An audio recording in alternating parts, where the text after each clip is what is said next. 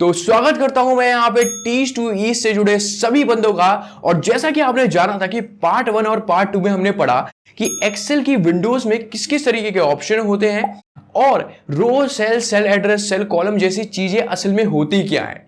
अब तीसरी बात आती है कि हम डेटा कैसे एंटर करें। तो देखिए, डेटा एंटर करने से लेकर उसकी फॉर्मेटिंग तक हम सारी चीज यहां पे सीखने वाले हैं। मैं एक छोटी सी टिप आपको दूं, देखिए डेटा एंटर कराना सही है, लेकिन अगर आपने उसे सही तरीके से फॉर्मेट नहीं करा तो इसका यूज थोड़ा सा कम हो जाता है या इसका इंपैक्ट जो होता है वो कम हो जाता है। तो डेटा फॉर्मेटिंग भी उतनी ही इंपॉर्टेंट। तो बिना टाइम वेस्ट किए चलिए शुरू करते हैं अपने इस आज के टॉपिक को। देखिए, सबसे पहले आपको यहाँ पे ग्रे कलर की कुछ लाइन दिख रही होंगी रो और कॉलम पे। इन्हें कहते हैं ग्रिड लाइंस। देखिए, मैं इसे नॉर्मल यूज़ करता हूँ और मैं चाहता हूँ कि आप भी इसे यूज़ करें ज़्यादातर डेटा में। तो आपको ये व्यू में जाना है और ग्रिड लाइंस को अनचेक करना है। अनचेक को करते ही आपके सामने से ग्रिड लाइंस हट चुकी हैं। इससे डेटा और उभर के आता है। ठीक है, अब हम होम टैब में जाते हैं और स्टार्ट करते हैं अपने डेटा को एंटर करना। देखिए, हम अपने डेटा को दो तरीके से एंटर कर सकते हैं। या तो वो कोई टेक्स्ट हो सकता है या वो कोई नंबर हो सकता है। अगर आप कोई टेक्स्ट एंटर कराते हैं तो वो स्टार्ट होता है लेफ्ट से, लेकिन अगर आप कोई नंबर डालेंगे तो वो ऑटोमेटिकली राइट साइड को चला जाएगा। देखिए कैसे, मैं सबसे पहले इस वाले को हटाता हूँ, यहाँ से इसको कट कर देता हूँ और यहाँ पे पेस्ट कर देता हूँ। ठीक है, अब देखिए ये वाला रिकॉर्ड हम ऊपर लिखते हैं। मैं लिखता हूँ श्वेता सिंह। अगर आप ध्यान से देखेंगे तो देखिए ये लेफ्ट हैंड साइड की तरफ से स्टार्ट हो रहा है। इसी तरीके से मैं यहाँ फीमेल डाल देता हूँ और चैनल का नाम। अब देखिए डेट ऑफ बर्थ है 21 अगस्त 1977। अब देखिए जो डेट होता है और हमारा कोई न्यूमेरिकल होता है, ये दोनों ही एज ए नंबर इनपुट कराता है एक्सेल। अब मैं अगर एंटर मारता हूँ तो देखिए ये इस साइड से स्टार्ट हो रहा है और यहाँ पे थोड़ा सा गैप दे रहा है। आप हर किसी डेट को देख सकते हैं, यहाँ पे गैप है लेकिन यहाँ पे गैप नहीं है, तो ये राइट हैंड से स्टार्ट होता है। इसी तरीके से हम एज डालें, देखिए 42, ये स्टार्ट तो यहाँ से हुआ है लेकिन एंटर मारते ही ये राइट को चला जाएगा। सो इस तरीके से टेक्स्ट और नंबर को हम एंटर कराते हैं अपने डेटा में। किसी भी सेल को सेलेक्ट करते हैं और उसमें डायरेक्टली एंटर करना स्टार्ट कर देते हैं। इसकी हमें जरूरत नहीं है, इसको हम हटा देते हैं। जो यहाँ से यहाँ तक का आप देख रहे हैं ये पूरा एरिया, इसी के अंदर छुपा हुआ है हमारे पूरी शीट की फॉन्ट या सेल की एडिटिंग। तो इसके ऊपर आज हम गौर फरमाते हैं। सबसे पहले है यहाँ पे कट, कॉपी और फॉर्मेट प्रिंटर। देखिए मान लीजिए मुझे ये कट करना है, तो मैं इसे कट कैसे कर सकता हूँ। मैं सेलेक्ट करूंगा जितना भी मुझे कट कराना है, राइट क्लिक करूंगा और इसे कट कर दूंगा।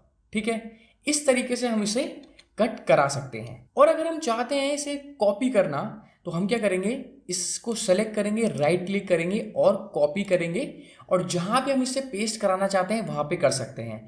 मान लीजिए मैं इसे यहाँ पे पेस्ट कराना चाहता हूँ तो मैं यहाँ पे पेस्ट कर दूंगा। देखिए यहाँ पे ये वही पेस्ट होके आ गया है। फिलहाल हमें इसकी जरूरत नहीं है, मैं इसे हटा देता हूँ। देखिए फॉर्मेट प्रिंटर क्या होता है। फॉर्मेट प्रिंटर को अगर हम यूज करते हैं तो जो हमारा एक नया टेक्स्ट है, अगर उस पर हम सेम फॉर्मेटिंग चाहते हैं जैसे कि हमारे पहले सेल की है, तो हम इसको यूज करके फॉर्मेटिंग कर देते हैं। अब बात करते हैं फॉन्ट की। देखिए यहाँ पे जो आपको दिख रहा है ये है आपका फॉन्ट।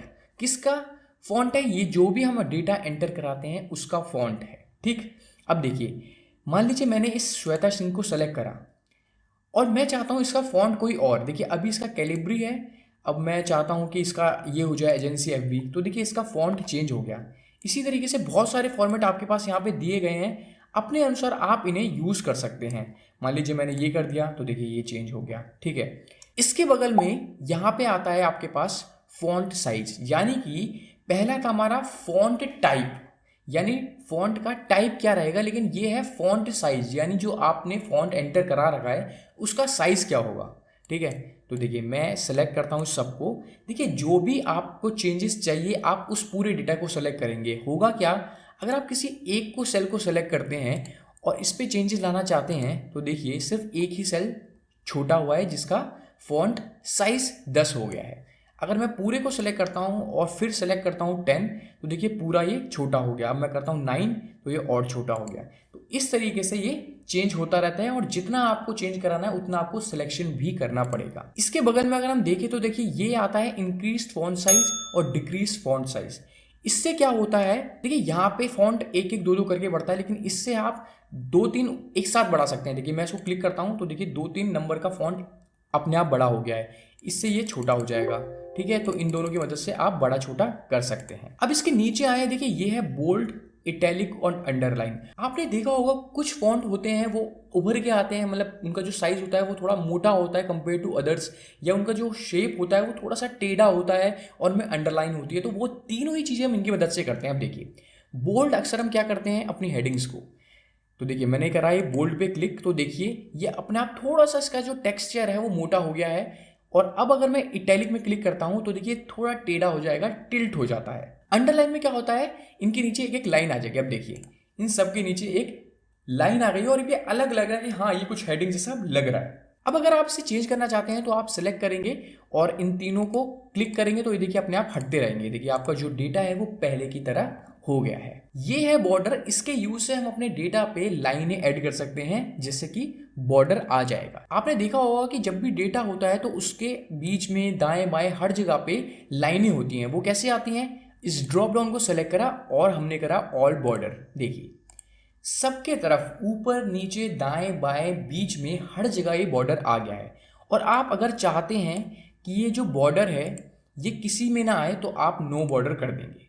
इसी के बाद आपको अलग अलग तरीके के बॉर्डर दिए गए हैं। देखिए ये है थिक आउटसाइड बॉर्डर जो कि बहुत ज़्यादा यूज होता है। इसमें क्या होता है कि बीच में नहीं, सिर्फ कोने कोने पे एक मोटी सी परत आ जाती है लाइन की, तो ये होता है आउटसाइड बॉर्डर। इसके बगल में आता है फिल कलर और फॉन्ट कलर।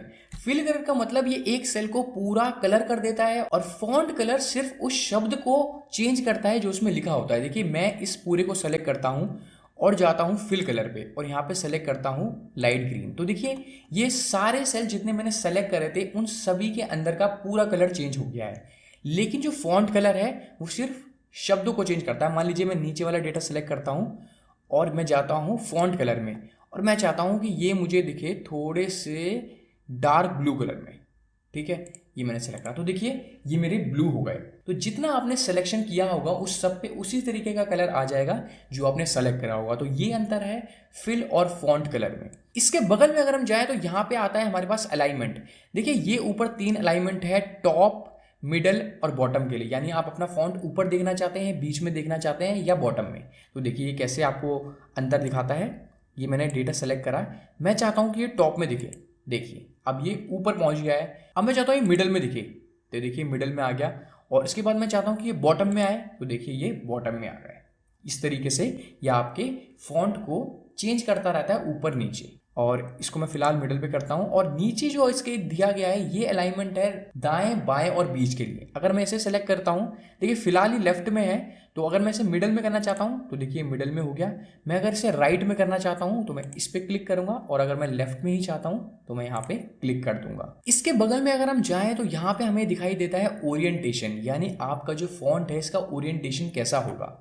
देखिए मैं इसे सेलेक्ट करता हूं और आपने अक्सर देखा होगा कुछ एंटी क्लॉकवाइज आपको कुछ शब्द दिखाई देते हैं तो आप इसी से करते हैं। मैंने यहाँ पे क्लिक करा तो यहाँ पे मेरे को कुल 6 प्रकार के दिए गए हैं। जैसे मैंने इसे क्लिक करा तो देखिए आपका फॉन्ट ऊपर की तरफ चला गया। मैं इसे छोटा करता हूँ तो आपको दिखाई देगा, ये देखिए। और अगर मैं एंगल क्लॉकवाइज करता हूँ तो ये थोड़ा उल्टा हो गया है और वर्टिकल में ये देखिए ऊपर से नीचे की तरफ आ रहा है। इसी तरीके से अलग अलग ओरिएंटेशन इसमें होते हैं और अगर आपको इनमें से कोई भी सिलेक्ट नहीं करना तो जिसको आपने सेलेक्ट किया होता है आप उसी पे क्लिक कर देंगे तो ये नॉर्मल आ जाएगा।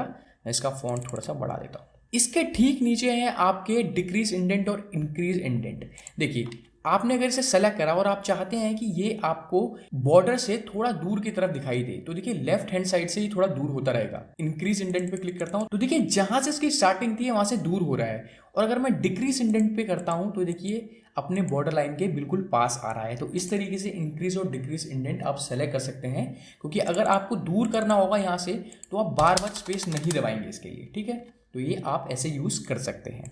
देन उसके बाद आता है रैप टेक्स्ट। देखिए रैप टेक्स्ट क्या करता है, जब भी आपके किसी सेल का फॉन्ट ज़्यादा बड़ा होता है और वो दूसरी तरफ किसी और टेक्स्ट के साथ मिलने लगता है तो आप इसको रैप टेक्स्ट की मदद से थोड़ा सा छोटा कर सकते हैं। अगर मैं इस कॉलम को छोटा कर दूं तो देखिए कश्यप आपको पूरा नहीं दिख रहा है। ठीक है, तो अगर मुझे देखना है इसी सेल में और मैं चाहता हूं कि इसका जो चौड़ाई है वो बढ़े ना, सिर्फ इसी में ये फिट हो जाए, तो मैं रैप टेक्स्ट में क्लिक करूंगा।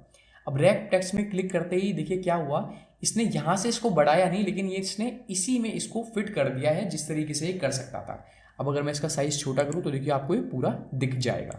तो इस तरीके से आप इसे सिलेक्ट कर सकते हैं। फिलहाल हम इसको पहले जैसा ही कर देते हैं इसके बाद है मर्ज सेंटर। मर्ज सेंटर क्या करता है, आपके दो या दो से ज़्यादा कॉलम को अगर आप मर्ज करना चाहते हैं तो वो उसे मर्ज कर देगा और उसके टेक्स्ट को सेंटर में ले आएगा। ये कैसे करता है देखिए काम। देखिए यहाँ पे है अर्नब गोस्वामी और मेल। मैं चाहता हूँ कि ये सीधा कंबाइन हो जाए। कभी कभी ऐसा होता है कि फर्स्ट नेम और लास्ट नेम अलग अलग होता है, तो हम उसको कंबाइन चाहते हैं तो हम इन चीज़ों का यूज़ कर सकते हैं।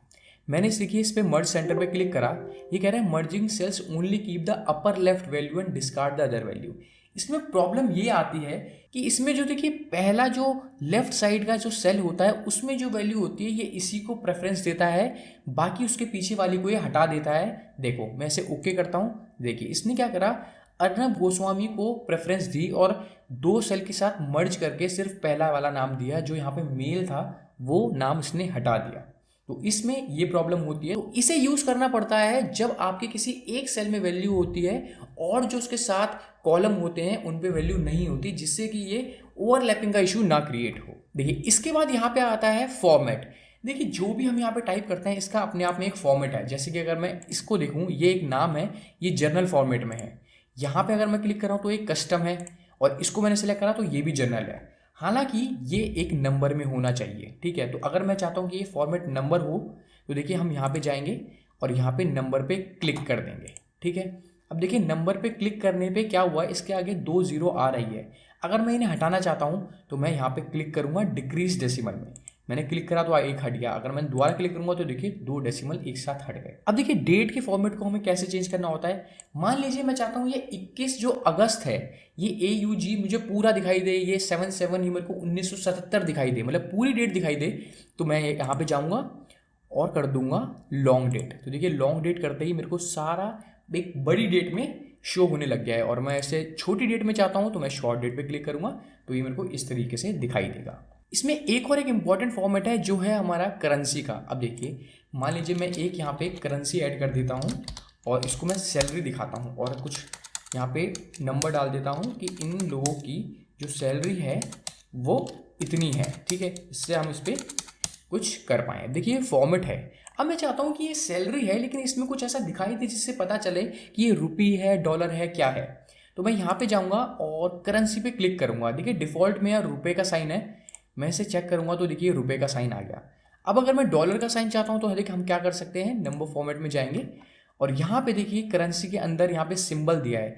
अब किस तरीके का सिंबल देना चाहते हैं, मैं चाहता हूँ कि ये US का कोई डॉलर है तो यहाँ पे हम डॉलर कर लेंगे, इंग्लिश यूनाइटेड स्टेट। और यहाँ पे देखिए डेसिमल प्लेसेस है।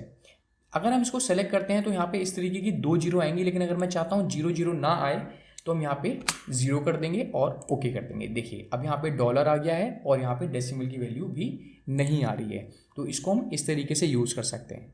अब देखिए जो ये इसके आगे सारे ऑप्शन हैं ये अपने आप में एक सेपरेट और बड़े ऑप्शन हैं।